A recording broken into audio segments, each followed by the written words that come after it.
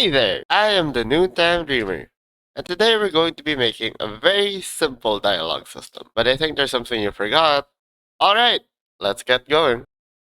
Alright, so what I have here is a very basic scene layout. As we can see, I'm using texture rect for our character, and for my text box, I'm using a color rect as well as few labels for the name and the text. I've also separated things into canvas layers for ease of access, but more importantly, so I can hide where the choices will appear or when we are dealing with branching paths in our dialogue system. But before we start scripting, let's look at the JSON file that we're going to be working on. So this is what I used for the intro, and we're gonna make a new one just like it. So go into our file system, create new text file, and let's just call it sample.json. Now when we enter sample.json, we're gonna need to start by putting some curly brackets. We'll use this as a reference. What we need to do is we need to have some sort of ID, and then we're gonna write a block. A block is all the data that we need per step of our scene. So here, let's start, and I'd advise that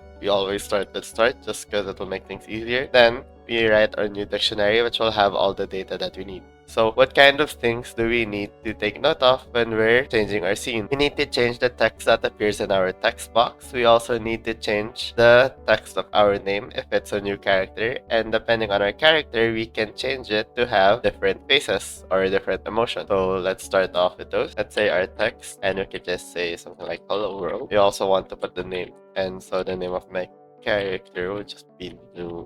And let's put an emotion or mood. And then I'm gonna put happy. This is a very basic, not sure why it's erroring, but this is a very basic block of our text. But we don't just have one bit of dialogue when we're talking in a dialogue system. So let's add a few more. Let's call this one A. And then let's just say, let's ask a question. What is your favorite? The name is still going to be noon, and the mood will be, let's say, neutral. So we made a new block, but we want to connect from start to the next block, which is A. So how do we do that? We'll just put in a new data tag, which we'll call next. And then we will link it to the ID of the next block. So that's going to be A. If we make another one, let's say B. Let's change this up actually. Let's say I like blue. And then this one will be the one asking questions. So if you want to link A to B, we change the next here to also correspond to B. Since this is asking a question, we can make a branching path. Let's call it, you can call it how you want it. I'm gonna call it choices. And here we're gonna actually put in another dictionary. So my choices are going to ask blue, orange, and red.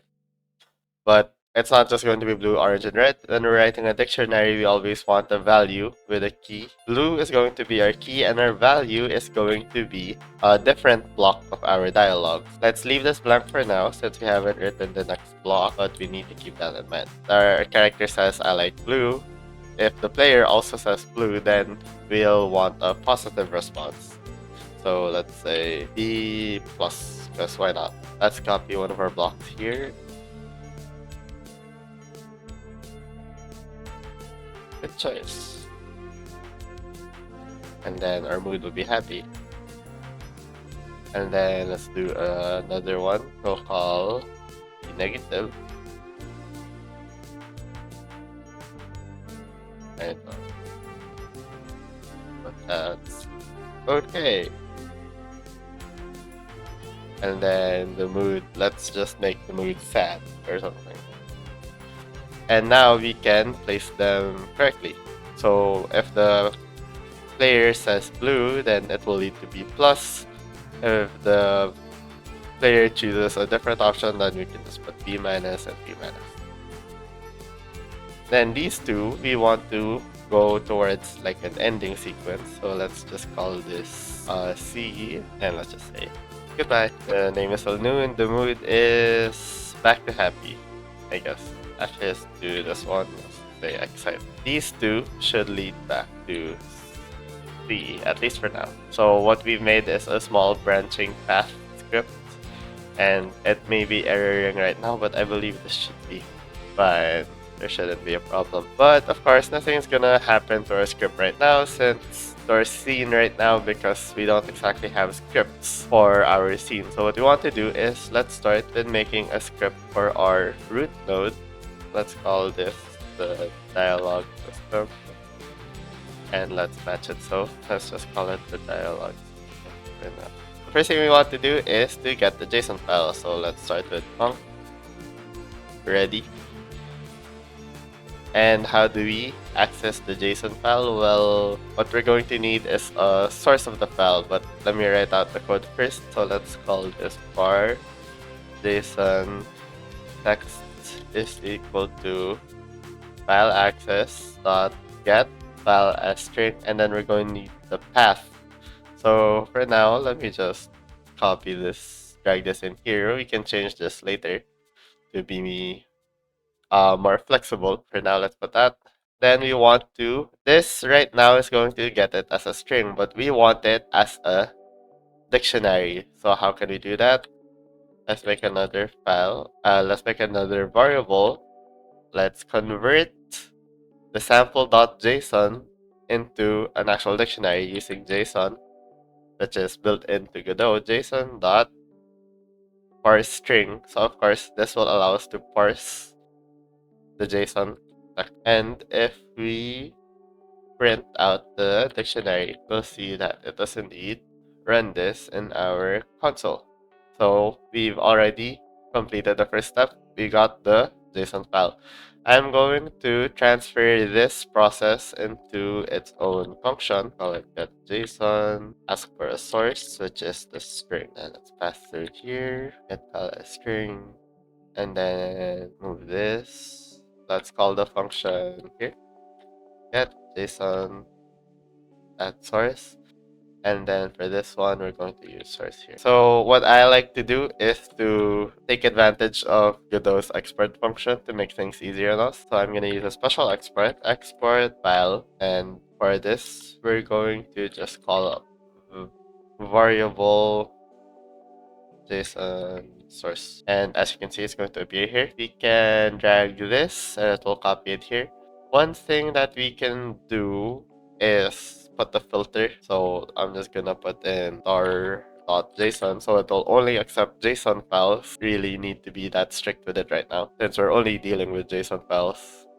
And from here, we can place JSON source. So we got this part done, but we only want to read the start block. The start block is this first part of the dictionary. We can get that by referring to just the start key. So as you can see, if we print this out,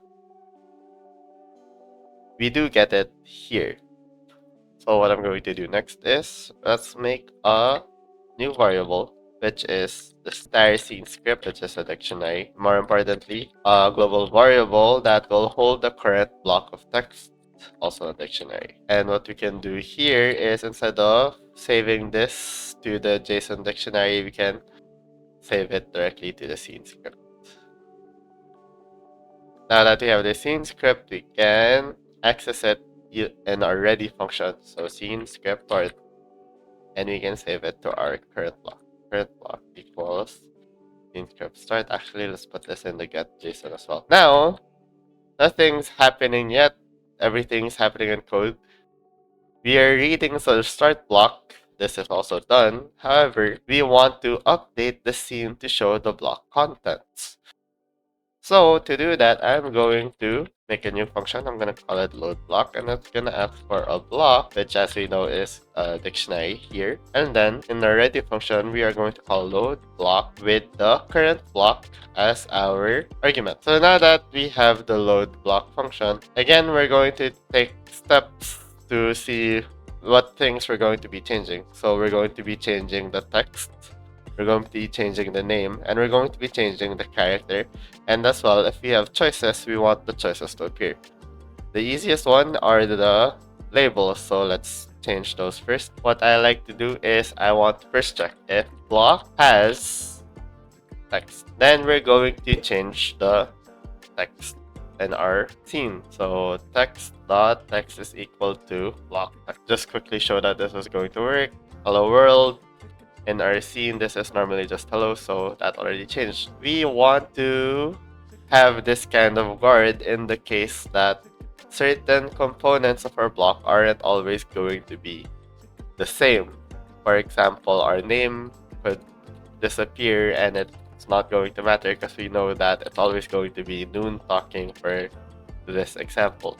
Or in cases where the mood doesn't change in between, we don't have to place it. So let's do the same thing first for the others, for the name. Now, I'm not a fan of using these in the long run. These are nice, but it's better if we have a reference. So let's make a new export. I'm gonna make an export category, which I will call scene reference. And then in this scene reference, we're going to want a reference to all the things that we're going to change. So that is,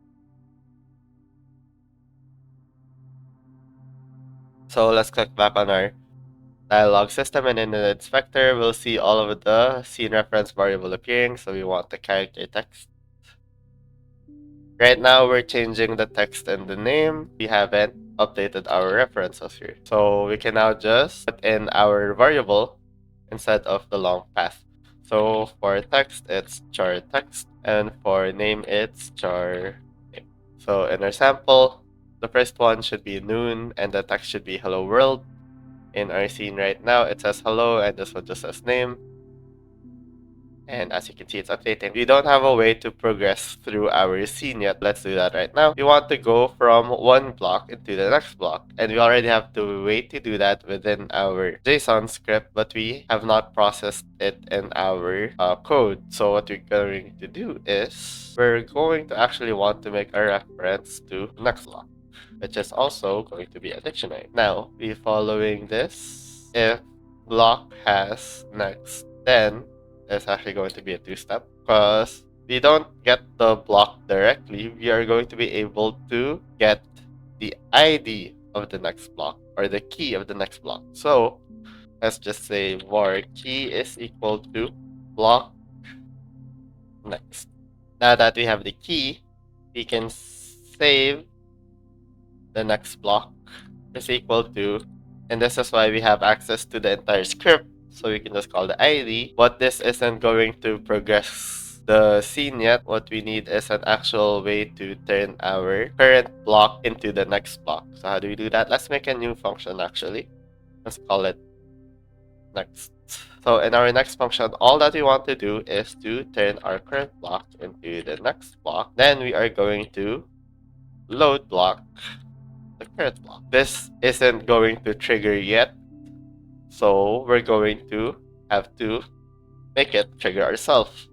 So let's just make an input function here, and if event dot is action pressed, and for now let's just say UI accept, which is the enter key. Let's go trigger our next. So now that if we go into our function, if we go play our scene, there's a problem. Oh, sorry, this shouldn't be in quotes, this should just be key. Now you can see that when I press enter, this does change. However, it's not going to progress from this question since we don't yet have a way to process our questions here and our choices. So let's go back into the code, go back to our load block function. If block not has choices, we can first at least show our choice layer. So now it's going to appear, but these haven't changed. We could directly change it from this script. However, what I'd advise instead is that we add a new script to choices that will change the buttons for us because there's going to be a lot of processing. So let's start by attaching a new script, and this one we're going to call dialog choices. And in our dialog choices, what we want to do is from the dialog system, we're going to receive the choices, which is another smaller dictionary. So let's start that here. Let's say choice layer. We haven't written the function, so let's just call it set choices. And then we're going to be passing block choices. So now let's write this function into our script. Bonk set choices. And then we're gonna accept the block, which of course is a dictionary. Actually, let's just call this choices. Let's first see what we get when we print our choices. There. So this appears, but they're not setting yet. However, we do know that we are getting this dictionary. What can we do with this? We can still go through these by saying for C in choices dot keys, we can print out our blue, orange, and red. So let's do that again. Progress. So now it's printing on blue, orange, and red. Now we want to set our keys here. So we want to set the text of these buttons, however we don't have a way to reference them right now. But we can fix that by selecting all of them, going to the inspector, we press button group, we make a new button group, and we have to set them all to toggle mode. Let's go back into the script, and let's make our reference here expert for, let's call it the B group, and this is of type button group. So we can copy the button group by choosing any of the buttons, going here, and in our inspector we can now paste it. So we now have a reference to the button group. We're still going to need to iterate through these ones numerically, so let's make an index and start it as 0. Although we have a reference to the button group, we need the reference to the buttons themselves. You can do that by saying for buttons is equal to B group dot get buttons. And this will give us our buttons in the order in the hierarchy. So now we can access them. What we want to do is we'll first end the for loop with the index increasing plus equals 1. Then for the buttons, the button index dot text is going to be equal to C, which is our key. So let's rerun this. As you can see, it now changed that from blue to blue, orange, and red. However, nothing happens when we click any of them. We're going to need to get our signals. So we can actually get another signal from our button group here that we'll need to do in our ready function. Ready e group dot pressed is on actual signal, as you can see in the symbol. Let's click it here just to read more about it. It's emitted when one of the buttons of the group is pressed, and its argument is it's going to pass the button that it clicks. We write bgroup.press.connect, and then we're gonna get, we need to connect this to a function. Let's just call it get button or get choice. Let's just call it get choice, and let's make that function right now. Get choice, and the argument is going to be a button. So we have to match the signal, and now when you press a button, it should appear here. So let's hide this again. Let's run through it. It appears, and when we click it, the button appears. However, we're just getting the actual node itself. We want some more data from it. Instead of coding through each one, we actually can just get the text. So blue, orange, and red appears when we click on them. The good thing about this and how we've set it up so far is that the text is also the key for our choices. So from that, if we can use this key to access our choices again, we can easily get the corresponding ID. So what we need to do is we need to make a more global reference, to keep a global reference of the dialog choices. So let's call this one dia choices, which is a dictionary. And we can just save it here. So dia choices equal to choices. So even in a different function, we can access choices. Print b text. So here, dia choices b dot text. Let's print it.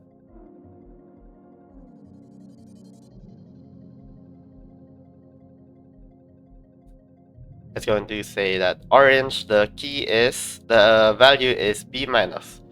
Now, the problem is, how do we get the b minus value to our dialog system? Well, when we're working on Godot, we can also utilize making our own signals. So we want to create a new signal. Let's call it next ID, and it's going to pass an ID. And this ID is just a string. So we shall go here. Instead of printing it, let's say var ID is equal to dia choices b.text id.emit, and then we're gonna put in our argument, which is the ID. Now we connect this signal we go to inspector, then click node, we'll find that our signal appears here. We'll connect this signal to our dialog system. I'm not gonna name it anything special for now. When we get a choice, we are going to want to move forward. So what we have is an ID, and just like in next, we're just gonna go press next block equals this one. Next block equals screen skip and then ID. Then we click call in our function next to load in the next block. Of course, we also made this show here, so we're also going to make it hide at this moment. Now let's run through our choices for a bit. Hello world, I like blue. What's your favorite color? Blue. Good choice. Goodbye. And again, let's choose another option. Hello world, I like blue. Orange. I don't like that, but that's okay. I love the color orange. He's wearing orange, it's fine. So you can see that it now works with our choices. However, our character isn't really changing much. He has a lot more expressions here in our folder, but it's not really showing any of it. So what I'm going to do is I'm going to add a new script to our character. Let's call it dialog character or dialog sprite. So right now I'm using a texture rec 2D, but of course we could use an animated sprite 2D, or we could use the normal sprite 2D. However, I'm using the texture rec 2D since we're in a control system thing. So what I'm going to do here is I need to first find a way to connect. I first need to find a way to get all of our pictures onto this node. So what I'm gonna do here is a little bit repetitive. So when we click back on our character and open our inspector, we're gonna see that it's going to appear here, and we can drag in one of our sprites here. I'm just gonna copy paste this for my different emotions. I'm gonna make an onReady variable, which I'm gonna call mode. Let's call it emotes. Emotes equals, and I'm going to make another dictionary. So this will just make it so that we can access our emotes easier later on. Going back here, let me fill these up. Even though we've saved up all of our character sprites here, we don't yet have a way to make it appear. Let's make a new function, set emote, and then our argument is going to be a string, and we're just gonna call it. So this is basically asking, oh, how are you feeling? The first thing we want to do is check, oh, is the mood even in our emotes dictionary? So if emotes dot has mood, then we can continue. Let's just set our, since this is within the character already, we can just say texture is equal to emotes mood. So now that we have this function, we can place it into our main script. If block dot has, I forgot what I called it. Let me check the script.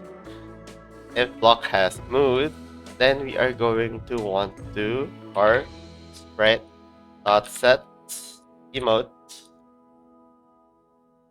to block mood. And if we run this, you'll see that our character changes. Whee. Now I have a small little bonus here for an animation player. We can just make a new animation. Let's just call it box shake.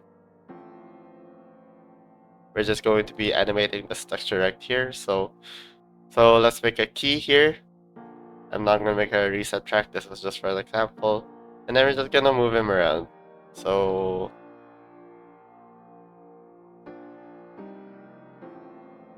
and then let's just restrict it to the 0.5 there. And when we play it, it's gonna shake a little.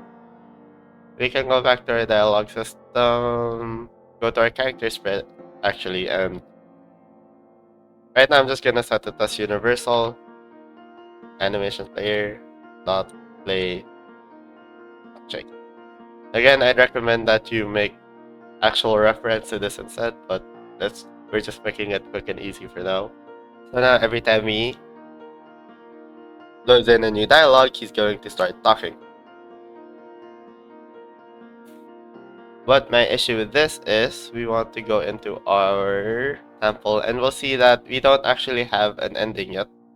C is just going to go back into asking the question. So let's make a new block D.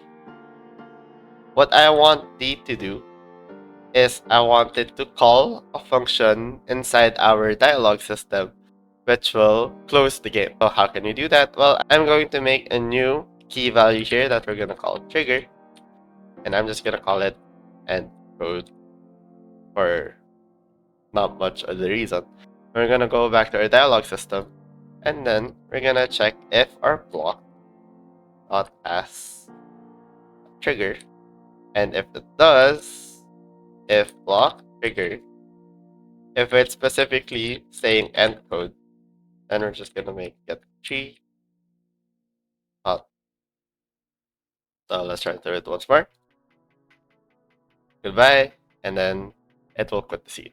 This allows us to have more flexibility, which is why I like making the things on my own. Even though plugins like Dialogic exist and work very well, it's just a lot more fun being able to work things out on your own sometimes. So a quick recap on our dialogue system, we made our JSON script which tells our character what to say and what to do. Then we have our dialog code which allows us to read the JSON file and read the different blocks inside it and progress through the dialogue. Then we also have a way to read our choices and set our different choices. We can set our character to have different moods, and we also made a quick animation. And of course, we made it so that we can trigger other functions within our code by using the dialog system as well. So I hope you learned a lot. Thank you for watching. I am the Noontime Dreamer. Never stop dreaming.